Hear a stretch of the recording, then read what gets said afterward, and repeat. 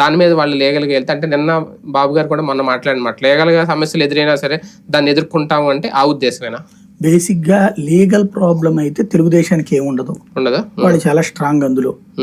ఇంకోటి లీగల్ గా అన్ని ఫ్రేమ్స్ చెక్ చేసుకుని చేస్తారు. ఇప్పుడు జగన్ కి చంద్రబాబుకి ఉన్న తేడా ఏంటంటే, బాబు ఒక చట్టం చేసేటప్పుడు దానికి సంబంధించిన చట్టాన్ని తయారు చేసేటప్పుడు ఆ డిపార్ట్మెంట్ న్యాయశాఖతో సంప్రదించాలి.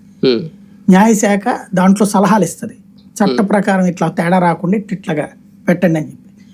వాళ్ళు చెప్పినటువంటి సూచనలతో సెట్ చేసి ఫైనల్ బిల్ చేసి అది అప్రూవల్ పంపిస్తారు, మళ్ళీ న్యాయశాఖ ఓకే చేస్తుంది. కాబట్టి అందులో ఏంటంటే సీనియర్ మోస్ట్ లీగల్ ఎక్స్పర్ట్స్ ఉంటారు, ఈ అడ్వకేట్ జనరల్స్, వీళ్ళ సలహాలు కూడా ఉంటాయి. అది ఎప్పుడైతే నడుస్తుందో పర్ఫెక్ట్ గా వాళ్ళకి ఒక అవగాహన ఉంటుంది. ఇంకా దాంట్లో ఏం చేయడానికి వీలుండదు. ఇన్సైడ్ ట్రేడింగ్ అనే అంశం మళ్ళీ తెర మీదకి రాదా?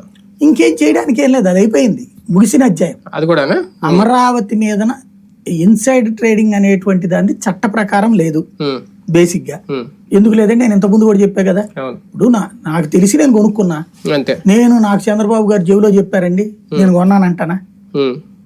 ఇన్సైడ్ ట్రేడింగ్ అంటే ఏంటి? ముందుగా సమాచారం తెలుసుకుని కొనుక్కున్నారు, కొనుక్కున్న తర్వాత రేట్లు పెరిగినాయి, అది ప్రూవ్ చేయలేరు ఎవడు కూడా. ఇప్పుడు హైదరాబాద్ హైటెక్ సిటీ కట్టినప్పుడు చాలా మంది తెలుగుదేశానికి అనుకూలమైనటువంటి వాళ్ళే కొనుక్కున్నారని చెప్తారు, మురళీమోహన్ లేకపోతే ఇట్లాంటి వాళ్ళందరూ కూడా.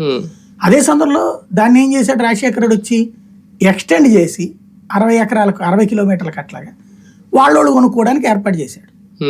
జగన్ చేయాలి